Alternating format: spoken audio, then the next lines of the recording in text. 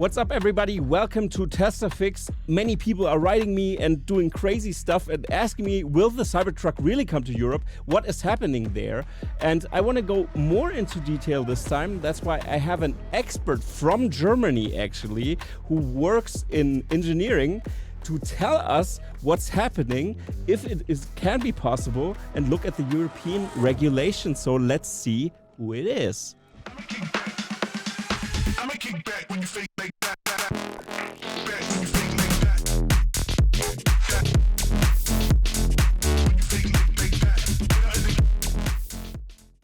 So Steffen is here. Welcome, Steffen, to here TeslaFix for the first time. Great to have you. Maybe you can tell the audience what you do and what's your background so they know why you are capable of talking about this topic. So my background is I work at Fraunhofer ICT, Institute for Chemical Technology, in the Department New Drive Systems, and I'm the group leader design there.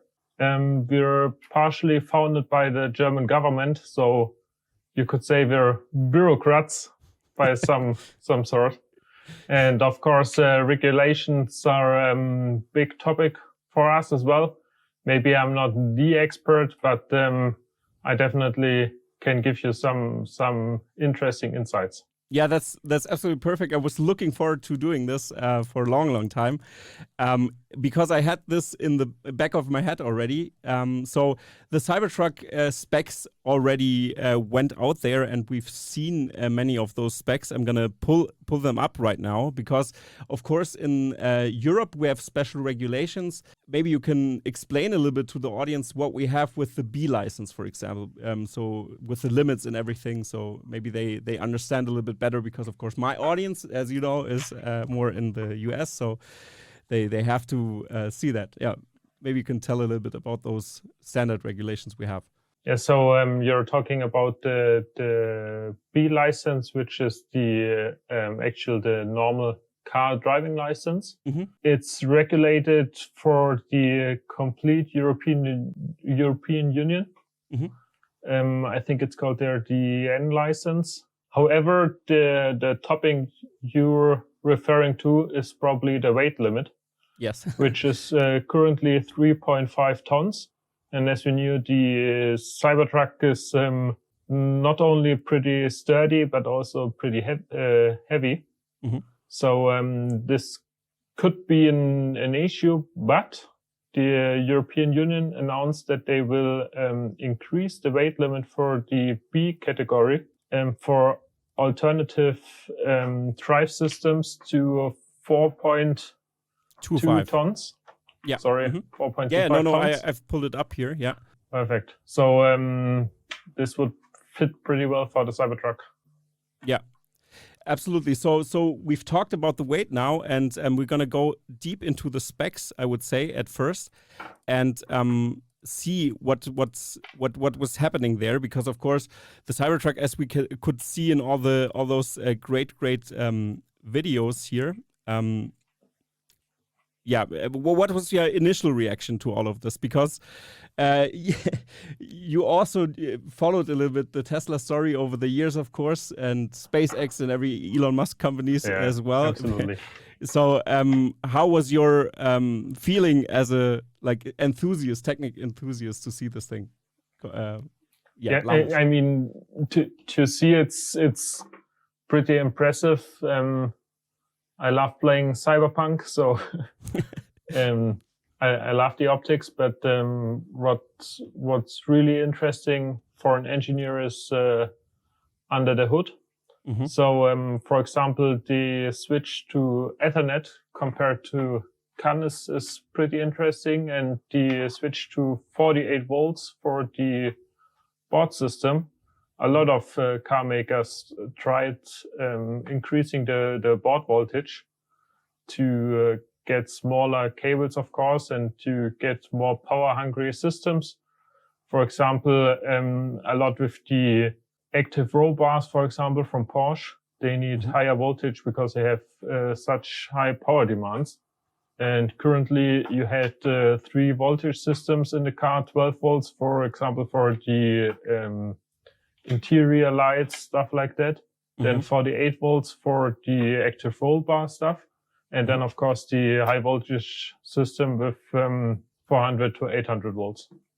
Yeah. And with the Cybertruck, this simplifies a lot with only the 48 volts and the high voltage system. Yeah, absolutely. And I also think it was interesting because from the American community that I've always heard is, the roads are too tiny for the Cybertruck. And stuff like this happening. You cannot park anywhere and stuff like this. What is your view as a German living in Germany, being an engineer, working at a huge research facility? What can you say about the European roads and the Cybertruck? Is this thing too big for our roads? Yes or no? Probably not too big for the roads, but probably a bit big for the parking spots. But if you compare the actual dimensions, it's not bigger than the big SUVs we currently have, like Porsche Cayenne, BMW X5, stuff like that. And if you look at the ground clearance, I think with the current state of the Autobahn and the Bundesstraßen, it's not the best thing to have an off-roader here. You mean it's not the worst thing to have an off-roader here? Absolutely. Maybe we can look into the Cybertruck specs because they are already in place, and we can go through all of those. I've compiled a little bit here with the translation of the weights. That's why we won't look at the website right now. You can see that the cargo volume is 120.9 cubic feet. That's around 3,400 liters and stuff like this. So the translations are already the metric translations are seen here. The dimensions you've mentioned is like the thing is with folded mirrors, it's 2 meters or 220 centimeters, 2.20 meters wide, if that makes sense. And so if you look at the specs, do you see something that would off-put you? Would you say, oh, that's difficult? Or right now for the general all variants? No problems there.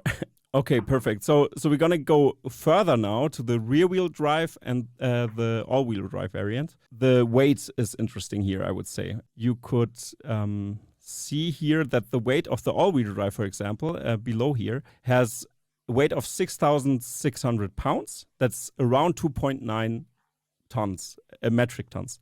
So, and also the Cyber Beast, to go here, the high performance all-wheel drive variant, has also 6.8 pounds and 3,100 kilograms or 3.1 tons. Do you have anything in mind that's comparable to that? And of course, maybe you can talk about the regulations now. I mean, they increased it or plan to increase it, but even with the license right now, of course, the cap for us in Europe is 3.5 tons, which is around how many pounds could that be? I'm not sure. 7,000. Okay, around 7,000. Yeah, exactly. So how do you view that from just the weight, the dimensions, everything from the eyes? Is that right? So the dimensions set is I think no problem. The weight, even with the license aside, could be a problem. Right now, cars like the Mercedes-Benz GLC, they already get close to 3.5 tons. And some of the pavements, trottoirs, are limited sidewalks, are limited to 3.5 tons here in Germany. And they already are getting problems with like the emergency cars or with the electric conversion of firefighting cars. So this could be a concern, but it's more overall problem with more heavy electric cars. Okay, so that means that the sidewalks are not made for the weights that we actually have. So interesting. I never thought about that because you have to go onto the curb to let the emergency vehicles pass here in Germany and Europe and everywhere. Yeah. So or sometimes to park there and yeah, absolutely. So okay, this is a concern a little bit, but not a regulatory concern. So this doesn't, or is it a regulatory concern? No. Just it's a regular concern that you're not allowed to park on the sideway anymore. But okay, let's see. Maybe they have to build a little bit stronger the sideway so we can have ours the Cybertruck here. But maybe we're gonna go through next with also another thing here of the weight and everything. So the range. Were you disappointed when you've heard that the range was deducted a little bit? Thinking about the weight and thinking about the performance of the vehicle and everything you've witnessed so far, is that bad? No, because range is one thing. The efficiency is the other thing. Mm-hmm. Because as you know, we have some of the highest prices for electricity worldwide. Just a few islands have higher prices. And so the efficiency of the Cybertruck was actually pretty impressive, I think. So far, just from the numbers. And of course, it's standardized testing procedure. So the numbers are comparable. Mm-hmm. And especially compared to, for example, the Hummer, which is vastly inefficient, but it's nearly twice the range for the same battery capacity. So I think they did a pretty darn impressive job there. Okay. And if you switch one slide backwards, there you have the range extender. And I think this is really such a clever thing. Because normally you would think about the range extender, for example, with the BMW i3, they had a range extender, but it was a small motorcycle, internal combustion engine paired with a generator. And then you had like 50 to 100 kilometers extra. And with the Cybertruck, they made a separate battery pack you can put on the back of your car and increase the range. For example, if you plan to tow heavy stuff, then you need an extra battery. Or if you, for example, in the winter time, when the overall efficiency is worse compared to summertime, you can just increase the overall capacity of your battery. Very easy. What I'm not 100% sure is if it's fixed installed or if you can remove it. I'm not 100% sure how this would work because it's installed separately. I don't know what that really means. So I'm not sure if we're in the clear with how this works, but it would make sense that you can put it in and put it out again somehow. I mean, it would be very heavy to lift. And so what do you think? Yeah, Elon called it a toolbox. And for us Germans, a toolbox is very small. It's not like the American toolboxes where you fit basically a whole workshop in the toolbox. Yeah. And I've heard that it's around 50 kilowatt hours and around 10K for the unit, which would be super cheap, $200 per kilowatt hours. And if it would be removable, so that you can store it inside during summertime as your own home battery, for example, would absolutely be a game changer. Super good idea. The weight would be around 250 kilograms, so you can't lift it with two people off your truck, but probably there's a clever idea with a stand or something that you can back your car up, attach it to the stand, and then drive away, and that it stays in your garage back there. Yeah, absolutely. So the things we've already heard or know, the range extender will cost $16,500 US. That's already still super cheap. Pretty good deal. Yeah, and what also is apparent is that that it's gonna offer like 470 additional miles of range, which is almost the double car, because initially that's maybe something that I'm very deep into because I've looked into that very hard in the Cybertruck. So the Cybertruck initially was planned to have a double stacked battery, but the double stacked battery didn't really work. That's why I think they've gone with the other design now, that they do it with the battery extender.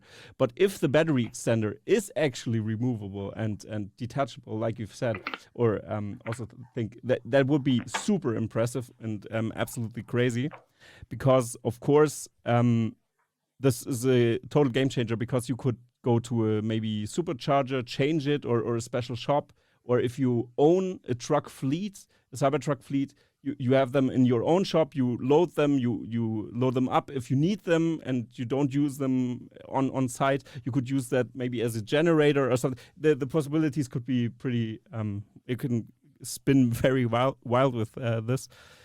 But overall, it's I agree with you. It's absolutely impressive, and the range extender here gives the all-wheel drive variant here.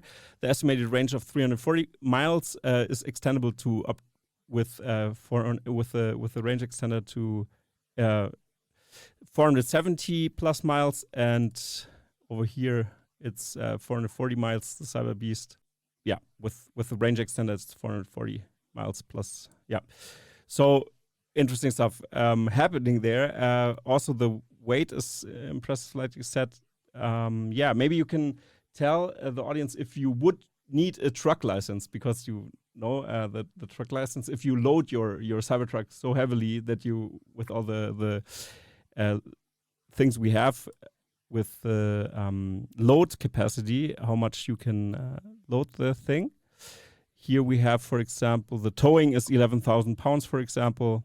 And that's interesting, because you would assume that you're allowed to drive 3.5 tons. Mm-hmm. And if you add an trailer, how much would it be increased? By the same amount. So you can legally drive with BE. So this is you need a small additional practice session and license for heavy trailers more than 750 kilograms. Mm-hmm. Probably your audience is laughing right now, because some of the bigger trailers weigh more than that. But then you could drive in Germany with up to 7 tons total. Okay, which is quite a lot. And looking at the towing, I also want to show you again the towing here. So this thing can tow 11,000 pounds, the Cybertruck. So and with the acceleration, of course, you can pull that very easily. What's happening here? Those towing tests are very interesting, because the weight is just. Do you know how these things work? Because of course I know tractor pulling. Okay, perfect. Then maybe you explain what's happening here. Yeah.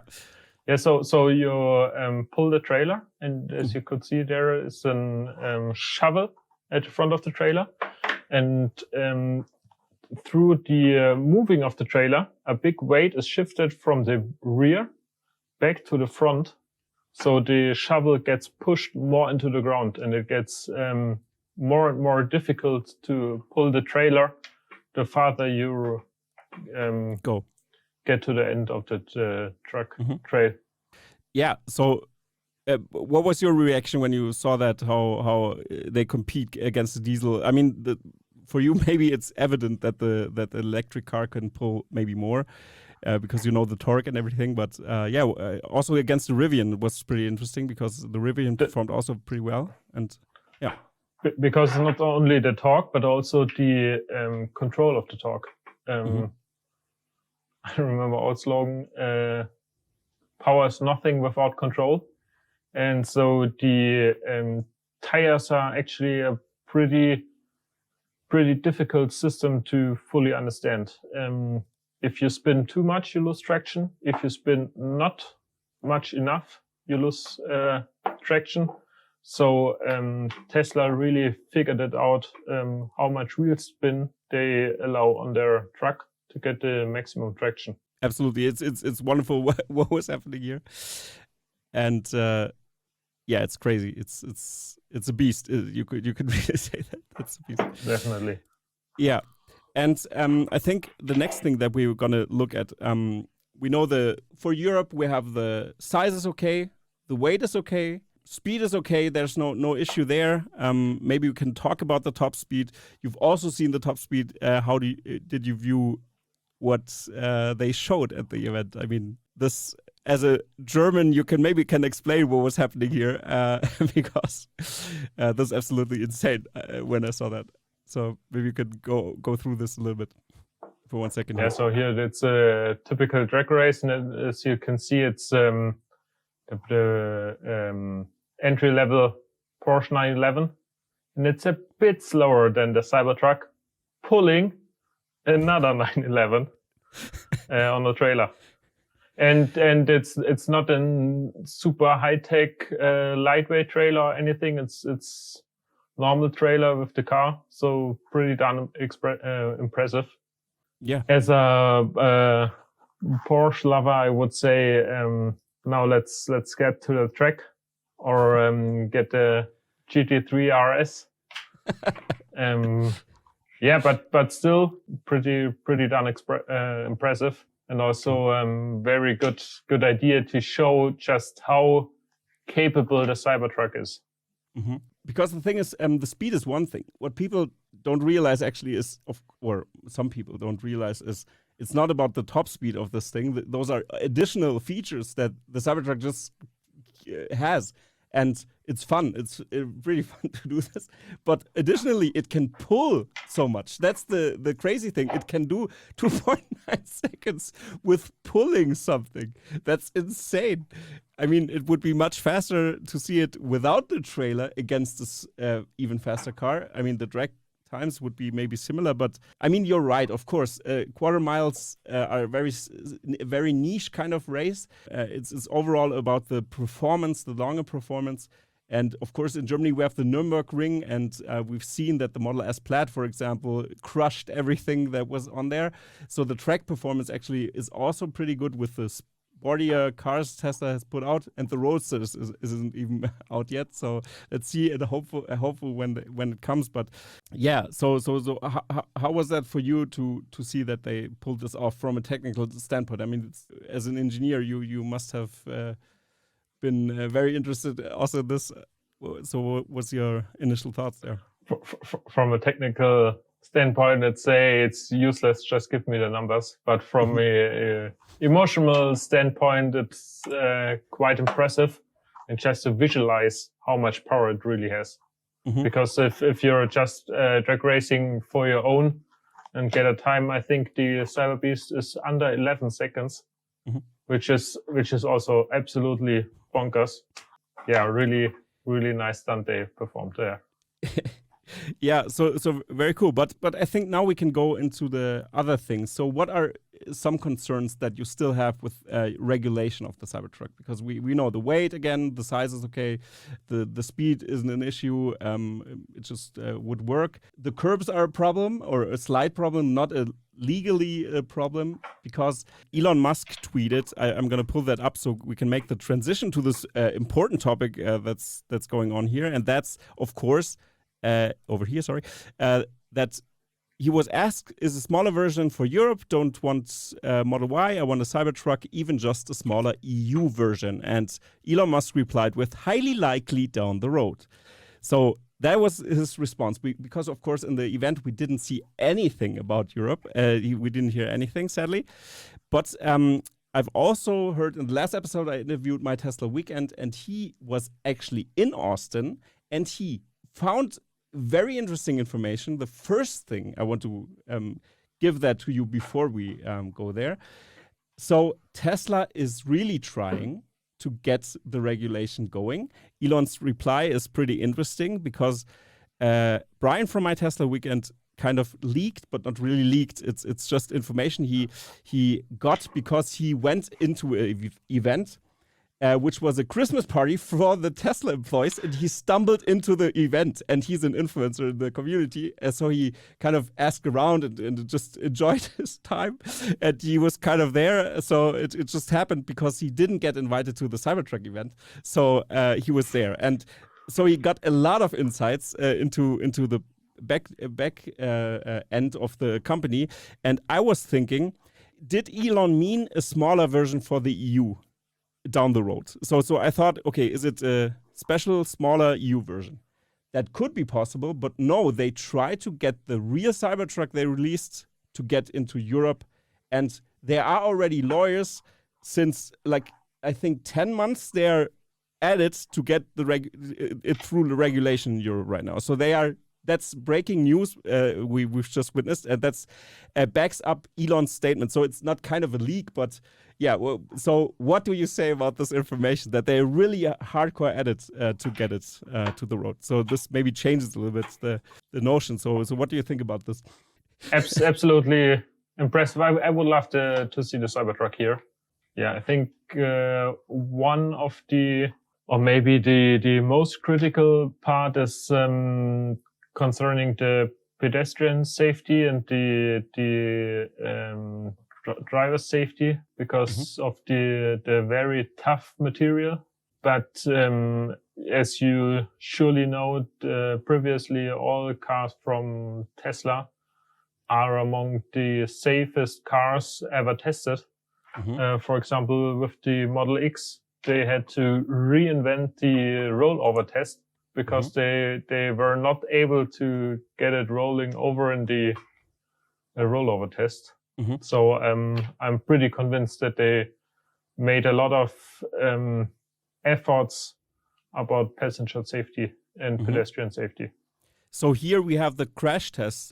Finally, we've seen the crash tests because they teased the crash tests in that the Cybertruck is about to hit the wall and they just stopped the recording there.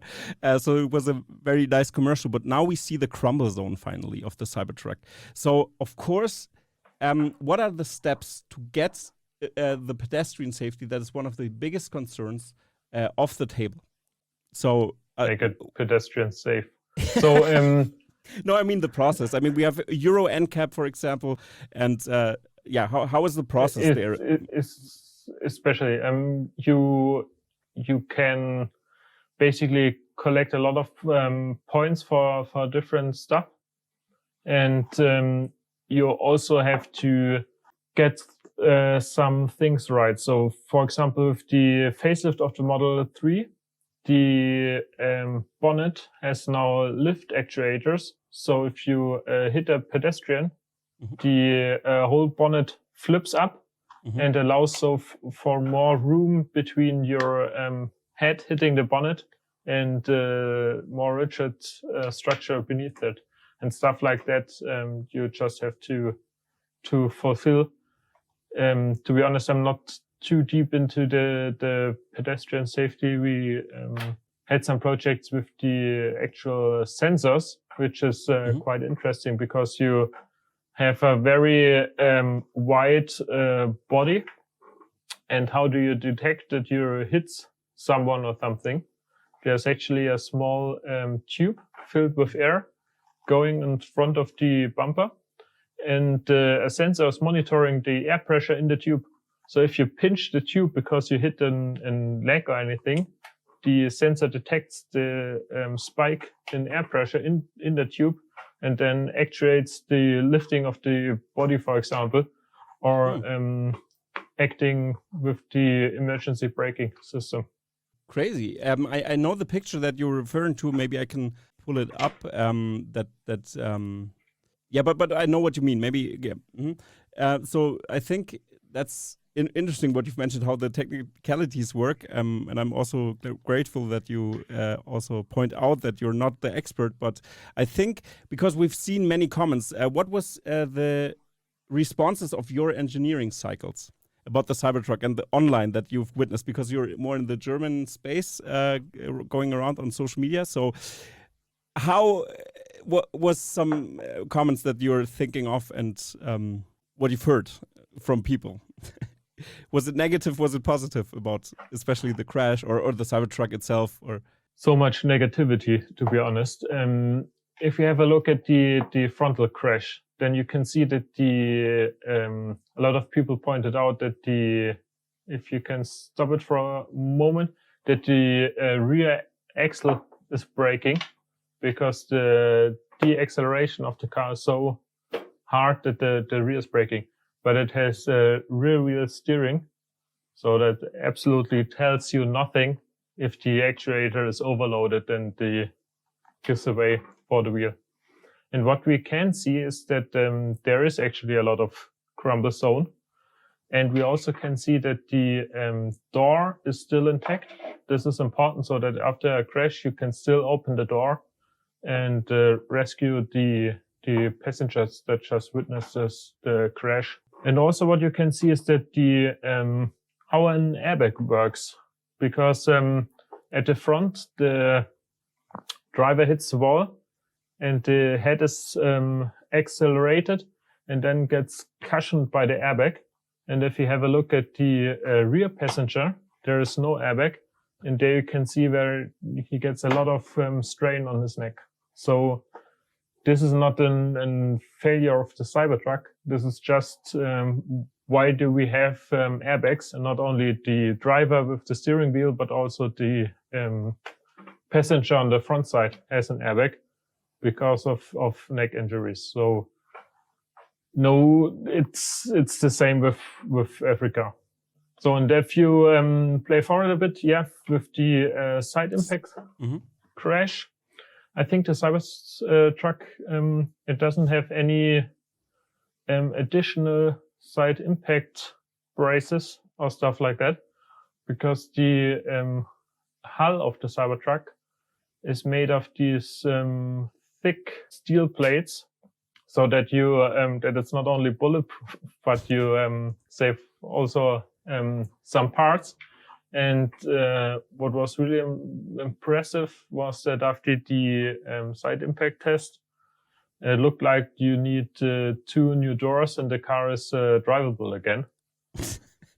That's actually true. Yeah, it's ridiculous. That's true. Oh God, yeah. If you look really close, it really looks like this. Crazy. And it even looks like the cart is more torn than the Cybertruck, you could say. So yeah, of course we didn't watch now the shooting of the Cybertruck. That it's tough. I have the video. Gonna pull it up after the crash section we are doing right now. So the rollover, again, you've already mentioned it. That's one of the top things. They had to adapt the tests even because it was so special. And of course, maybe you can go through what Euro NCAP also tests. It's similar like in NHTSA in the US and stuff like this. They of course test pedestrian safety also with the smart features the car has. So there are, for example, a walking human-like blow-up doll that just walks, which has a skateboard or something like this, and just walks. And if it's detected in anything, and that's also something. What's your opinion about this? The critique or something like this from the community that you hear. The negativity about the Germans that they always. I think they focus too much on the autopilot and also on the term autopilot, because what does an autopilot do in a plane? You tell them the altitude you want to hold and the attitude, and nothing more. It's not like the plane is totally flying itself. No, you still have to monitor the autopilot. So actually, I think it's a pretty fitting name for this kind of service. And yes, maybe it's not completely foolproof right now, and you can't drive completely autonomously. Even there are some pretty impressive videos, but I think there are now more than enough videos and stories about where the autonomous system really saved the driver and a lot of lives of pedestrians, where the cameras, for example, detected a pedestrian under the wheels of another car and actuated the brakes before a crash, where the driver didn't even had a chance to see it. So I think one of the points why Teslas are so safe. Yeah, and what I think also is important to differentiate, the autopilot itself is separate from the safety system also, or kind of. It's the same system, of course, the same detection, but it's of course a different thing. So every Tesla has the safety features of auto braking, out of collision avoidance, it also has the order not to crash when you drive around with the Tesla, and also auto braking. So I think in the Tesla, like you said, has a track record of doing this fine. And I wanted to ask you something, because people, do you think it's because it's a pickup truck? People despise pickup trucks in Europe. Why do you think that is? Because that's also important for the American audience, I think, to understand. Kind of the thing with Germans. Maybe you can go a little bit more into the way Germans think there, or something. Or why is that? For Germans, a pickup truck is pretty unpractical, because if you transport something, and we normally have like stuff from IKEA or furniture, stuff like that, it shouldn't get wet. We have a lot of bad weather here. Oh, yeah, and of course we have the Autobahn. So it's always nice if you have a closed car. But yeah, maybe Germany is there a bit of an special player. Also worldwide, nobody is into these combis. But in Germany, everyone loves this combi. For example, T-Wagon or the... Yeah, it's that's true. It's a very famous category here, that you have more loading space in the back. It's not a hatchback. It's like a combination to transport things as well. But maybe the thing with the Cybertruck again in Germany is that also it's like inefficient. Is that also a factor, that or kind of inefficient? Like it's not as you could build something else, build a Sprinter that's much more efficient or something like this. How do you see that? Yeah, I think because it's inefficient, as I said, because you can't transport a lot of stuff that doesn't get wet, and also from the engineering standpoint, is the form of a pickup is not that good regarding the aerodynamics. Yeah, I already see the hate comments spurring up right now. But maybe back to the crash test, because I found that very interesting. I feel that there is a double standard with the testing there, that the Germans are more overly critical about the Cybertruck in that sense, or in total about pickup trucks.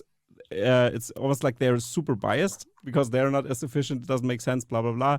But sports cars seem not to be a problem, but they're also like ridiculously unnecessary, but they are fun. And pickup trucks are big and fun. Also, big blocks, for example, were not famous or not as famous or loved in Germany. They have a small niche community, more or less. Not as small, but some people like it. But yeah, why is that? That's also... Probably because you pay tax by CO2 emission, or previously by how big the engine is. So V8 is pretty darn expensive. And of course, fuel and electricity is also here pretty darn expensive. That's true. And I think the hate for the big cars, it's not only pickup, it's also SUVs, comes that a lot of people want to drive small cars. And with the crash test between a small car and a big car, even if you have a very, very, very good small car, for example, a lot of years ago, the Smart was tested against the Mercedes S-Klasse. And even then, you have better chances in the bigger, heavier car than compared to the smaller car. Okay, yeah, interesting. It makes sense, yeah. But just a segue for the Americans here a little bit to realize where this comes from. I think that's important because we're not a truck country, and also Europe is maybe in the south a little bit more like with the weather is a good reason actually. And in areas where it makes sense to haul something. Also in rural areas, it's always better to have a pickup truck, and I've seen some in rural areas here as well. But so maybe back to the crash test, because I think the most ridiculous thing I've heard from that was that the people said that look at this, the crumble zone, it's too hard and stuff like this, but it really doesn't seem to be the case. Yeah, so it's very hard, not to say impossible, to guess actually the acceleration data based on this footage. The dummies are fitted with hundreds of sensors because it's not as easy as just have a look. Yeah, of course not. Didn't happen anything. So what impresses me is that Tesla is showing these results. So I'm pretty confident that they know what they are doing, and that they not publish the test results and get terrible rating, like other electric cars. For example, Dacia Spring, 1 star in the Euro NCAP crash test. 1 star. 1 star. Okay, crazy. Oh boy, yeah. Something else I wanted to touch on here is this. Steffen, maybe you can comment on a person. This guy is pretty tall, actually. You could tell. I'm not sure if he's standing on a curb or not. That's something I wanted to point out. But thinking about pedestrian safety, just overall the topic. I know we're not NCAP, we're not crash test experts here, but you have at least some insights into this because you've developed sensors as well for the crash test or for the car industry. Seeing this thing, the Ford F-150 here that we can see here, is allowed on European roads, of course. I've covered that on the last episode as well. I just wanted to touch on this again because I think it's interesting, because if a pedestrian hits this thing, it's eaten up in the engine block, actually, I would say. So from the size, at least. And looking at the Cybertruck again, I wanted to point out here, it is triangular in the front, which is almost, again, like an advantage in my opinion, because then the rollover would be that the person would roll over the window. And what people also didn't realize in the comments I've seen is that the Cybertruck is rounded everywhere, on every surface in the front, at least, everything is rounded there for a reason. So they use this as a production candidate, not accidentally, but even the front windshield is slightly curved, which people just realized when they really looked closer on the side of the Cybertruck. And then another reason why it's just slightly curved is because if you have a sheet of paper, it's super flimsy. But if you make a slight bow in it, it gets a lot sturdier. That's why they all make slight bends into the sheets, because otherwise you would hear a blop blop with the metallic doors, a for wiggle, example. like a wiggle sound. Makes sense. But one more thing I wanted to show you, just 1 second for the crash test stuff and the pedestrian safety issue, is this. That's a G-Wagon. Do you see something? It's just footage to footage. We need the sensors and everything, but it's interesting to see. What's your comment on this? What's your thoughts on this? I mean, this is also a very tall car in the front, and regarding and a heavy car, and you can see that the door looks still functional. So the actual crumble zone is everything in front of the front door, and that here are the windows actually completely flat at the G-Wagon, so that it's easy to replace them. Was a feature when they first introduced it. Yeah, but the crash test, the action of the dummies pretty look the same, I would say. So that really marks the point that you have to take a look at the data and not only at the footage. Absolutely. Yeah, I agree there. And also a multivan, pretty famous. It's a T7, I think, from Volkswagen, also with the crumble zone there. And this is a hybrid, of course. All the cars I've shown were with engine, with an internal combustion engine, or a hybrid. This one's a hybrid. And yeah, it's also a tall thing. Pedestrian safety, I wouldn't say. I mean, it's crumbling similarly, but as you said, the data is important, so we cannot really say something about this. But online people seem to be experts in crash tests, so I think it was a good thing to go through this a little bit to kind of see the overview, and I'm very thankful for you to comment on this. Yeah, that's something I wanted to show. How do you view the hurdle of pedestrian safety? Of course, you cannot say anything if it's going to be there.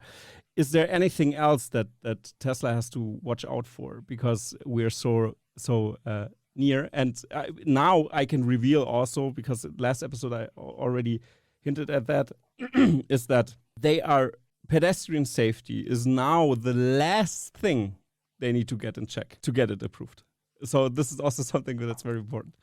Pedestrian safety, looking out. But what is your, from your standpoint, from your engineering standpoint, the possibility? Can it happen or not? What's your gut feeling? And so I know you're scientists.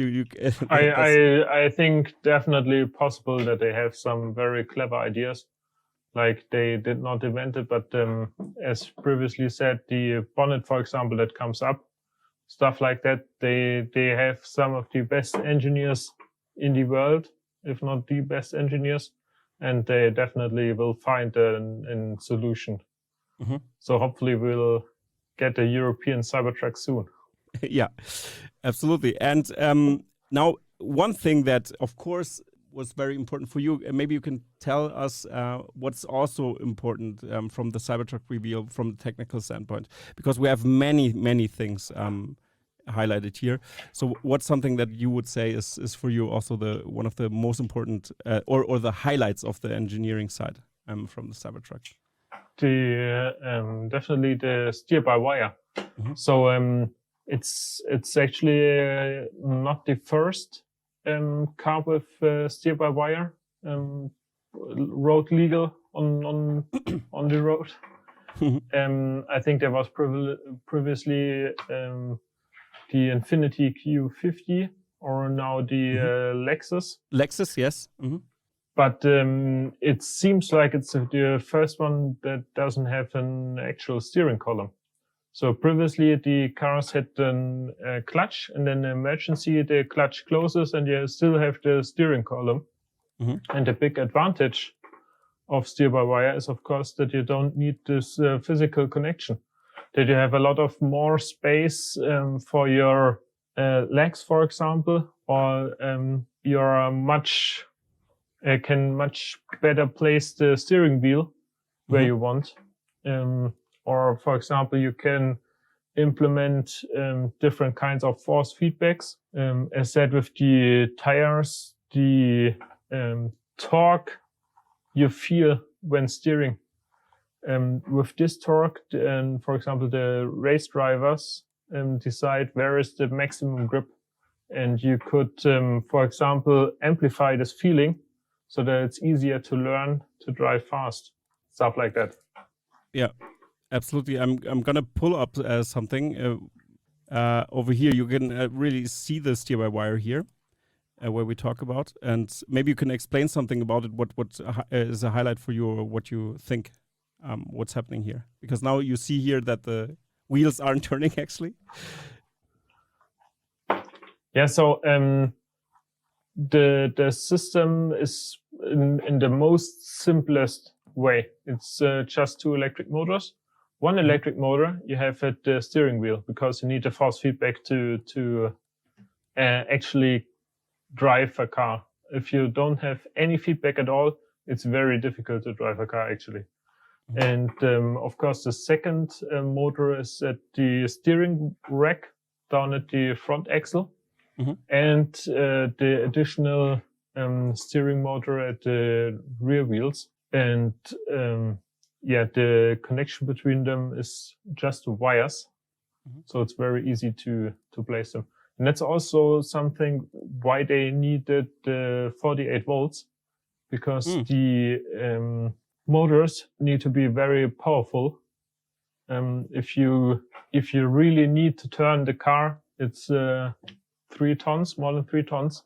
On pavement standing still, and you want to steer If you want to steer on pavement, you have very high steering forces, so you need a lot of power, and that's why they needed the 48 volt system. Mm-hmm. So the 48 volt system that we have here, that you can see here, how it's connected or anything, the boxes, and so maybe we start with the 48 volt system, and then we go over to steer-by-wire because it's so near. How do you see the architecture changing? Why is it that before we had a different voltage? why don't we have 48 volts right now? Yeah, because we had 6 volts and then we had 12 volts. And for a very long time, 12 volts was the standard. As said, there were some systems that use 48 volt or use 48 volt. But I think it's the first car that completely is based on this 48 volt system. And otherwise you have, as said, 2 low voltage board systems with different coupling, stuff like that. So that's really a step forward. When you compare it in the sense that we needed 48 volts to go into the system, it saves a lot of cabling, of course. It saves a lot of weight and a lot of costs over the years. I mean, if you produce this, how much copper you just save is immense. And it's crazy that no one ever had it. It was difficult because of the production they did, that they say, okay, it's just the standard, we're gonna keep the standard, or was it, should we move? Okay, was it too unnecessary for them to move over the legacy car manufacturers? I mean, the cars are pretty damn impressive good for how much they cost compared to, for example, airplanes. The cars are such a high level. And it's just because they have a lot of standardization and a lot of same parts just developed over the years. And so it's pretty difficult to change everything to this new standard. There are so much electric motors, for example, in a car. You wouldn't believe it. For example, in the Mercedes S-Class, there are more than 10 small electric fans that suck in air to measure ambient temperature and stuff like that, or for cooling controllers. And everything has to switch from 12 volts, get a new design out for 48 volts. That's just a lot of work and a lot of new parts, new developments, new risks and new costs, and they just did it. Yeah, and now the question that arises here from that, because I found it very interesting, is that they're not switching, they're not doing this. Why is Tesla doing this? Actually, that's the important thing. Is it because they push the limits so hard that they have to also vertical integrate many things into their own company? In comparison, because of course the supplier system is so built out in the legacy car manufacturing side. And now, with switching to the technology, how is your view on that? That the advantage of vertical integrating or really controlling the supply chain down to the last bolt. Why is that Tesla has to push that? Or you know what I mean? Yeah, I think they do it because they can, and it's not like a lot of other brands. They do it because they have to. And that's also the switch from CAN to Ethernet. Why do you need it? CAN is pretty high data rate actually, and you don't necessarily need Ethernet, but it just is more future-proof. So why don't we switch now when we don't have so many parts and do just the right thing from the beginning? Yeah, that's a bit like the Tesla way. For example, one of the biggest car producers in the world has a lot of software troubles, and they Tesla puts in a gaming graphic card and then a monster computer in the car, just so it's super quick and super fast to give you the best experience. And on the other hand, you have very old hardware reduced to the absolutely minimum, where it really hurts you physically to get through the menus, because you press a button, then you have to wait 2-3 seconds until something moves. Yeah, that's just different philosophy, I think. Maybe we're gonna jump into that at the end of the episode for 1 second after we gone through the technology. You also shared something with me here. Maybe we can go through that, because that's the car that had steer-by-wire already, because you've said that's very impressive here. And so maybe you can go through what you've wanted to show here. Yeah. Probably I'm better making my point with this picture. Mm-hmm. The reduced to the minimum. So this is actually a steering rack from BMW, and it has this adaptive steering. And down here is a planetary gearbox. Planetary gearbox has a sun gear, planet gear, and a third gear. And with the input on the sun gear and the output of the planetary gear, you can move the third gear and change the actual transmission of the gearing. So for driving in the city, you can have the electric motor supporting you. You get a more direct steering. And for highway, the motor can counteract you, so you get more indirect steering for high speeds. And this, for example, is on the surface the same result, because you get direct steering in the city, indirect steering on the highway. Mm-hmm. But of course, you don't reduce, or you don't get rid of the steering column. You can't get stuff like this amplified reaction torque, stuff like that. And as you can see, it's a very complicated design with a lot of moving parts, a lot of very precise parts that, of course, the Germans are pretty good. But now it's not that updatable anymore. Mm-hmm. And probably we should have moved to steer-by-wire before that.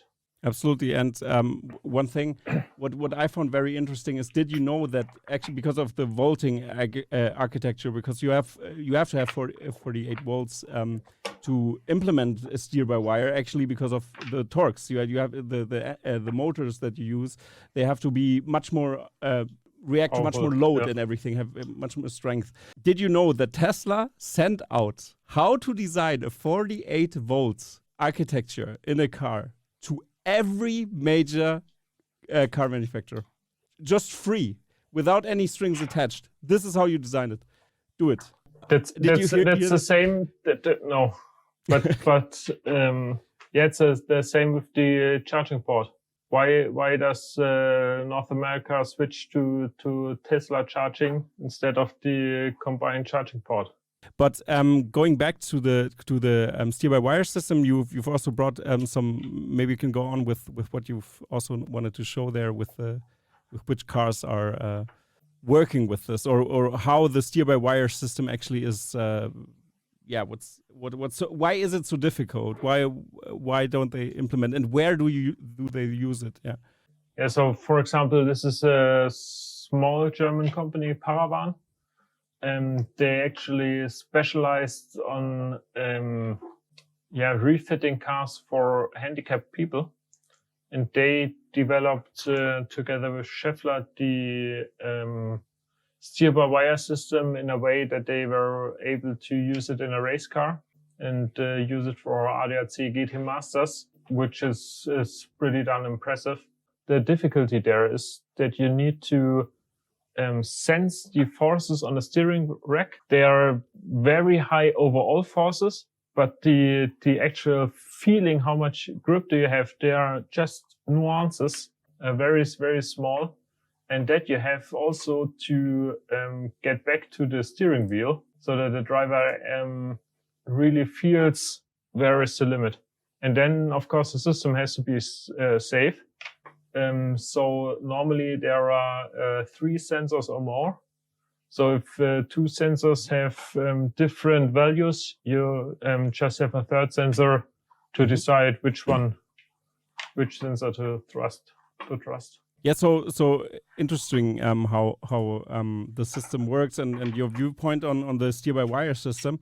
Overall, what I've heard out of this conversation so far is that Tesla's pretty hard to be copied, especially the Cybertruck right now, because nobody is in the 48-volt architecture. They even sent out a pamphlet to everybody how to do that, and it's pretty interesting how far it became, and we haven't even talked about things like for example, the the charging of the bidirectional charging. How did you view that segment? I mean, is there already stuff out there? We've heard from VW has also plans to do that more. So how do you view that they did that? I think you're trying to get me to rant. No, because you know that Germany is currently trying to get our energy more green. Mm-hmm. So we try to build a lot of windmills and solar parks, and of course they fluctuate a lot. So we need a lot of storage capacity or unused power plants that are easy to ramp up and ramp down. For example, mm-hmm. gas. And one solution would be battery storage, like Tesla already built. And we have so many electric cars. Why don't use the battery packs of these cars to stabilize the grid? And some cars are already bidirectional charging capable. But of course, in Germany, it lacks the authorities to regulate when are you allowed to get the power back into the grid, for example. Are you allowed to charge your car and then put the energy back into the grid? Spoiler, no, not yet. Stuff like that. And I think Tesla, they could be just making their thing. So same with the supercharging network. There were no real standards, no stuff. They just built the superchargers. Mm-hmm. And I really hope that they do the same with the bidirectional charging. So that they build it out. I mean, it's interesting because if you look at home batteries, how high the home batteries or how much they cost. Powerwall, for example. But you could now buy a Cybertruck and just leave it in your garage and buy another one to drive, for example, or another car to drive. Yeah, or use the range extender pack. Mm-hmm. Yeah, that's what I meant. If it's 60,000, it's $300 $300 per kilowatt. Super cheap compared to 500 to 1,000 right now for a kilowatt hour. Mm-hmm. And also the specs of the outlets here. How do you see that? I mean, of course, by direction. I mean, the architecture here, what we've seen. Is there anything? There we have to differentiate because bidirectional charging or power to X is when you really use the traction battery directly into the grid. So you have an DC/AC inverter at your house and directly connecting to the battery. And this is the power share, so that when you're going camping, for example, you can plug in with these 9.6 kilowatt hours 4 microwaves at the same time and prepare your meal, for example. So this is more a convenience feature, let's say. Yeah, also for camping, for example, stuff like this. Or if you're working in the woods and need to recharge your power tools. Yeah, it absolutely makes sense. I mean, also the accessories is pretty high. They have so many accessories from the Cybertruck as well for this. But this is not the episode to really dive deep into the functionality of the camping features and stuff like this. But overall, I think it's a You brought a great overview onto the topic, and I think, Steffen, thank you very much for doing all of this and highlighting everything. I think for the end, I would love to hear your thoughts, your final thoughts about how from the industry perspective more, then you zoom out a little bit and look at what Tesla is doing and your opinion on what's going on with all of that and what we need in Europe actually to move this a little bit further here and what Tesla did that we could learn from or something. Yeah. So overall, I think Tesla is once again leading, and everyone has to pursue them. We definitely need to step up the speed a notch to get behind them or get along them. Get close. Yeah. Pretty damn impressive, the Cybertruck. I hope Elon brings it to Europe. Yeah, and now if you think about that, we've talked about steer by wire, and last time I also talked with my Tesla Weekend about this. Is brake by wire, which is the next step, because with the hydraulic cables to have something. This is the holy grail, to have both of these systems, so they can actually have the car into multiple parts that they can just put together. So like it's not anymore connected to everything, so it's easier to build the thing, and that's especially important for the robotaxi, for example, and also for the next features like the cyber van, for example, is something that is about to be announced somewhere, maybe in the next 2 years or something, or next 5 years. Yeah. So how do you view the new product categories, the small car, the van, and everything in that sense with the new technology they're using? So I think brake by wire is probably less of a challenge, because you can already use the electric drives to brake, regenerative brake, and so probably it's still a good idea to have the backup hydraulic brakes as a last backup system. Yeah, last straw. Yeah. Okay. Okay. Interesting. So thank you very much, Steffen, for doing this.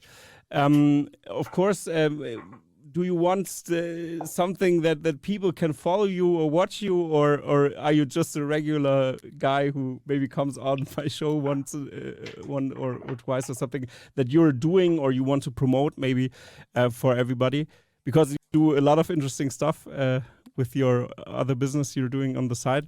Yeah, so I'm co-founder of Reese Design together with a colleague, and we're building lamps and stools out of recycled PLA material with a self-developed big 3D printer. So if you would do me a favor, follow me on Instagram, Reese Design. I'm gonna link it down below and hope some traffic comes over, because I think you do beautiful stuff. The lamps and everything is pretty interesting, and the things you put out. You have a giant 3D printer. You've told me about that. That was pretty awesome. You could print even chairs, which is totally ridiculous. And so please follow Steffen then with Reese Design, his special side hustle he's doing, or side project, having the company there. And thank you very much, Steffen, for highlighting everything. I think you've pointed it out very well. And so for the audience, I think there's only one last thing to say, and that's goodbye, everybody.